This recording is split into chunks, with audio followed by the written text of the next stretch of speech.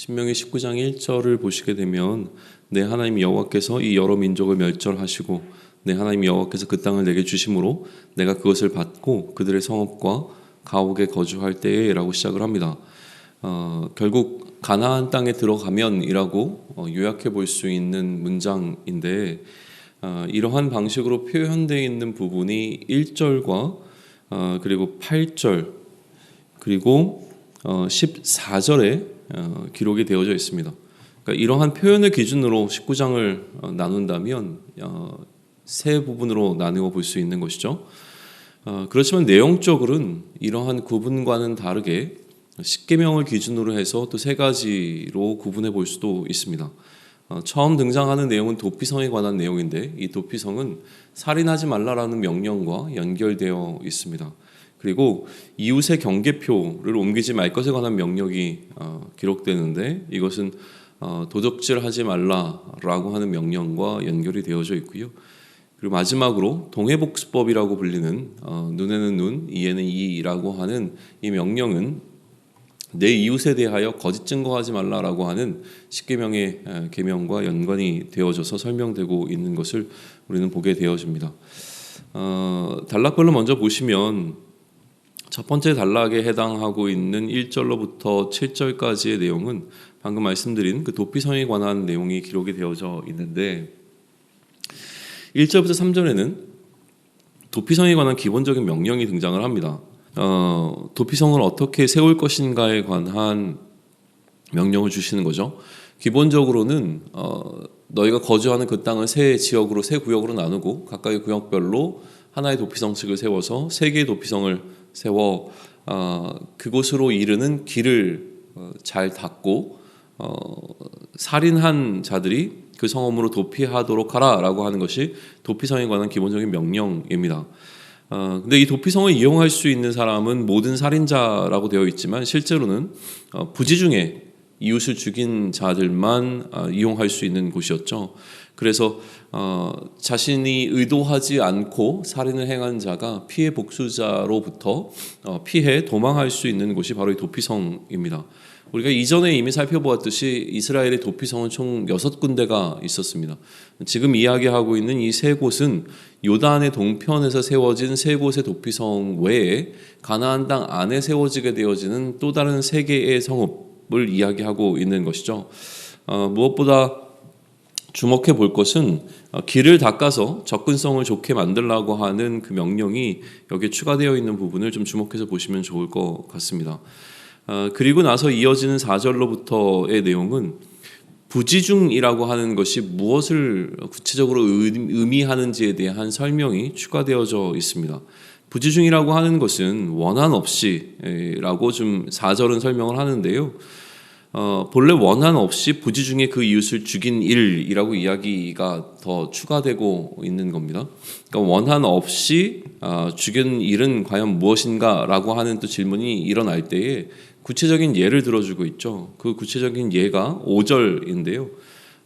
이렇게 가정을 합니다. 두 사람이 함께 산에 들어가서 나무를 하다가 한 사람의 도끼가 의도하지 않고 그 자루에서 빠져서 이웃을 마치고 그래서 그 이웃이 생명을 잃어버리게 된 경우, 이런 것이 부지 중에 원한 없이 그 이웃을 죽이게 한 경우라고 지금 설명을 하고 있고요. 이런 경우에는 도피성으로 도망해서 그 죽인 자의 생명을 보존하라라는 기록이 등장하고 있는 겁니다. 도피성이 세 곳이나 필요한 이유에 관한 설명이 6절과 7절에 이어지고 있는데요. 기본적으로 이 도피해야 되는 사람이 도피성에 이르기까지의 거리가 너무 길면 그 도피성에 가는 중에 피해 복수자를 만나서 생명을 잃어버리게 될 수 있기 때문에 그 도피성을 큰 지역을 세 군데로 나누고 각각의 지역별로 도피성을 하나씩 세우고 그 도피성에 이르는 길을 잘 닦아서 접근성을 용이하게 만들라. 그래서 이처럼 부지 중에 살인을 행한 자가 그의 생명을 보존할 수 있도록 최대한 배려하라라는 명령으로 이제 볼 수가 있는 것이죠. 신속하게 대피할 수 있어야 했던 것입니다. 그리고 이어지는 두 번째 단락은 추가로 새 성읍을 더 지을 것에 관한 이야기를 기록하고 있습니다. 8절부터 10절까지는 그 이야기를 하고 있는데요. 그러면 앞서 첫 번째 단락에서 이야기했던 이 새 성읍과 다시 추가적으로 건설하라고 하는 이 세 개의 추가되는 도피성은 어떤 차이가 있느냐라고 하는 부분이죠. 그 키는 8절에서 좀 볼 수가 있습니다. 8절에 보게 되면 내 지경을 넓혀 내 조상들에게 주리라고 말씀하신 땅을 다 내게 주실 때라고 이야기를 합니다. 단순히 가나안 땅에 들어가는 것이 아니라 가나안 땅의 정복을 다 마친 그때를 이야기하는 것이죠.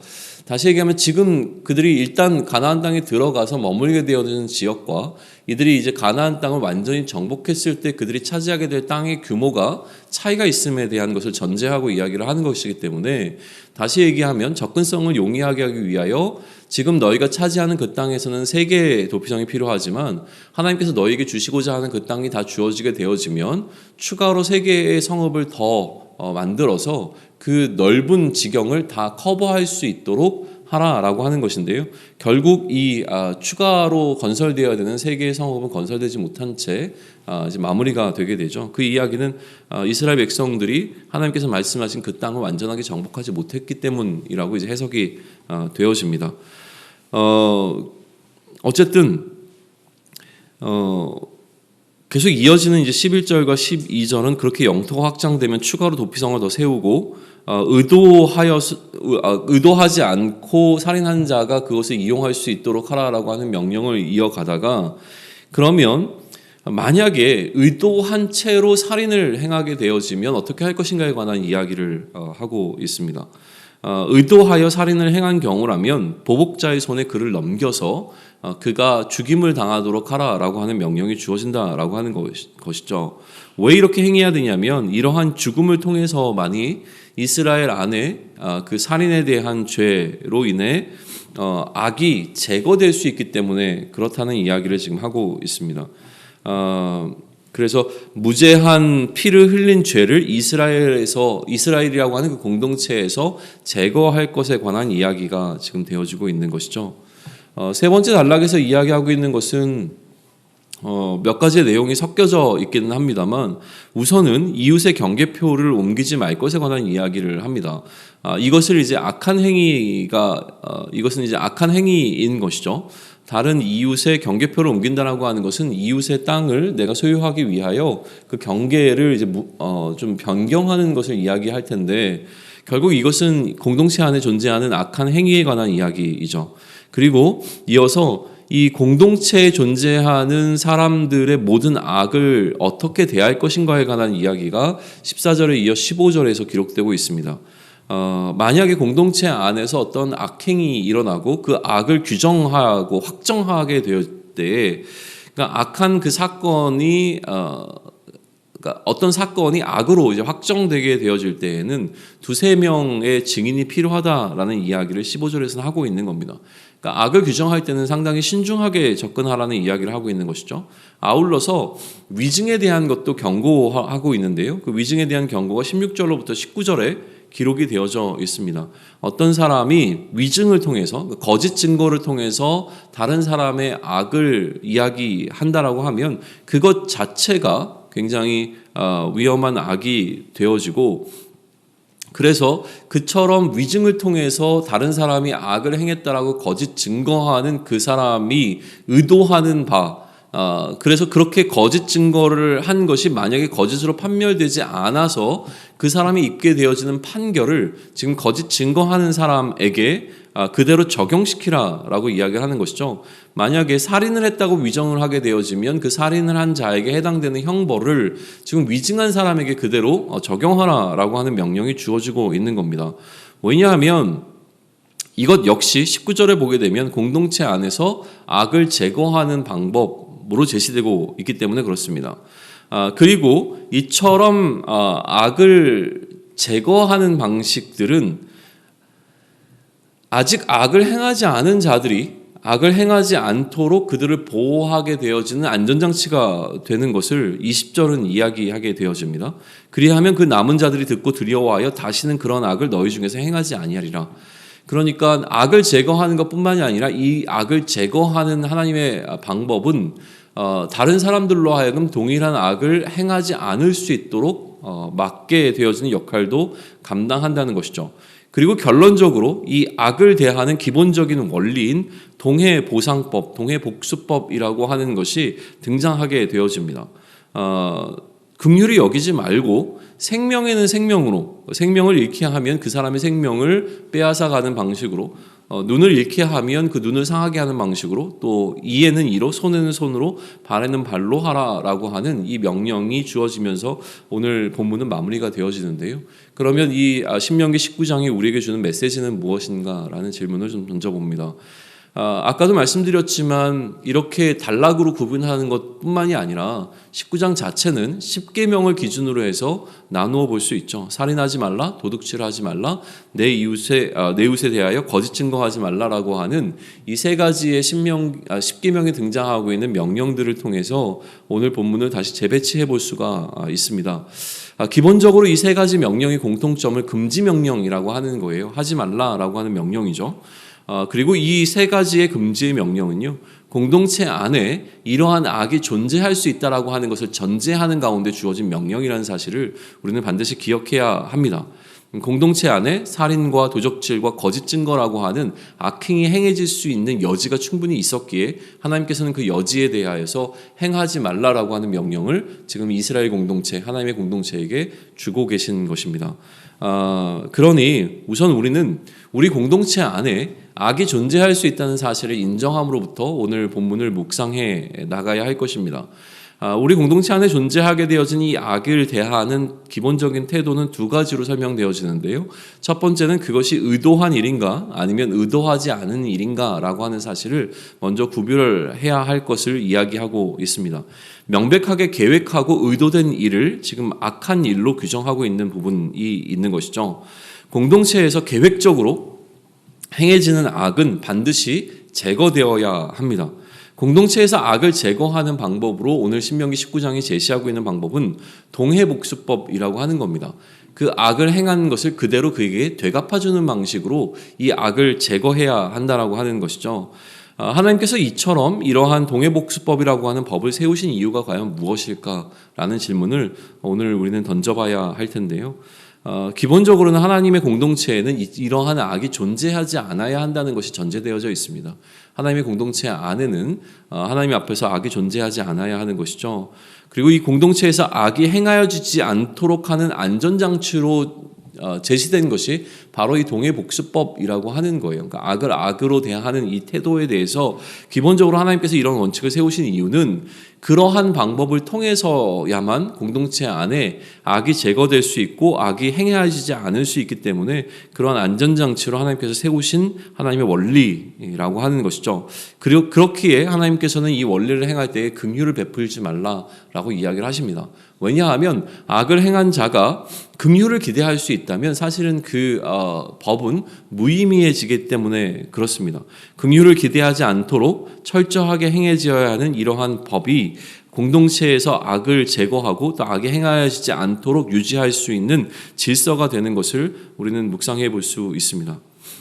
다시 우리는 공동체에 존재할 수밖에 없는 악에 관해서 이야기하면 좋겠는데요.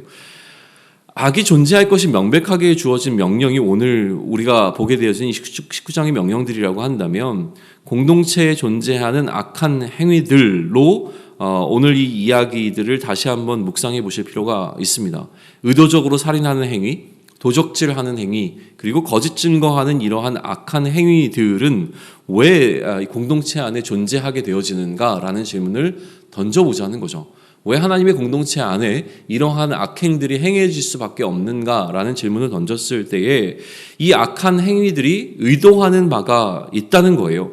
의도적으로 누군가를 살인을 통해 제거하거나 나의 이익을 위하여 다른 사람의 것을 빼앗거나 나의 옳음을 증명하기 위해 다른 사람을 거짓으로 몰아가는 어떤 이러한 행위들이라고 하는 것은 분명히 이러한 행위들이 의도하는 바가 있습니다.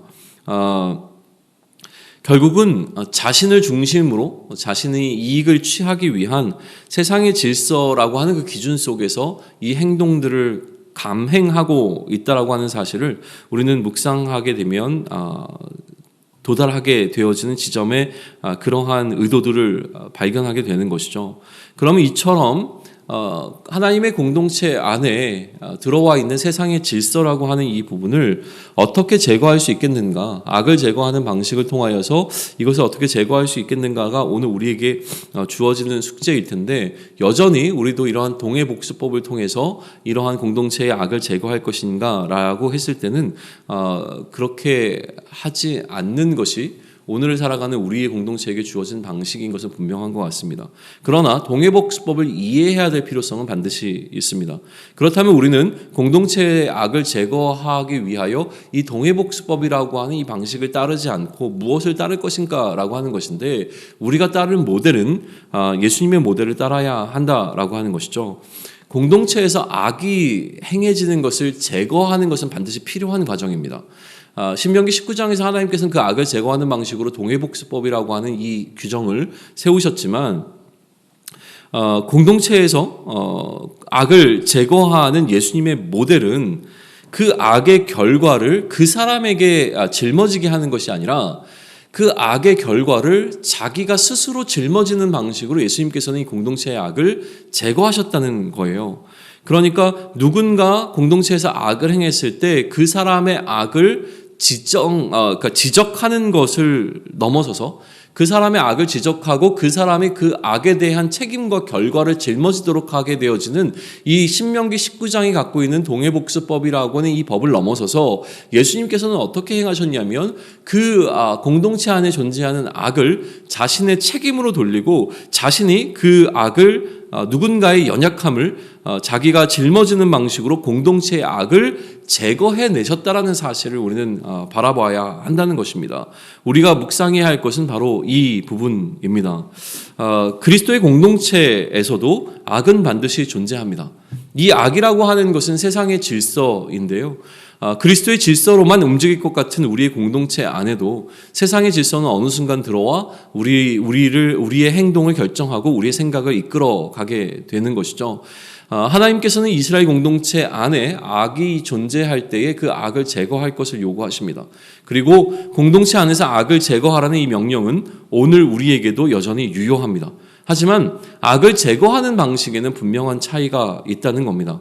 가나안 세대가 그들의 공동체에서 악을 제거하는 것을 동해복수법이라는 동일한 악으로 되갚아 줌으로써 공동체의 질서를 유지하도록 하나님으로부터 명령을 받았다고 한다면, 오늘을 살아가는 우리들인 그리스도의 세대들에게는 더 높은 차원의 원리가 주어졌다는 사실을 기억해야 합니다.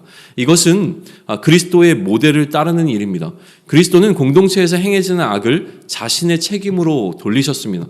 공동체에 존재하는 악을 나의 책임이라고 끌어안을 때에 공동체의 근원적인 악은 제거될 수 있음에 관하여 예수님은 우리에게 말씀해 주시고 가르쳐 주셨다라고 하는 겁니다. 그러므로 오늘을 살아가는 우리들에게 있어서 이러한 그리스도의 모습을 닮아가는 모습이 우리에게 나오기를 소망합니다. 공동체 안에는 악이 존재할 수밖에 없습니다.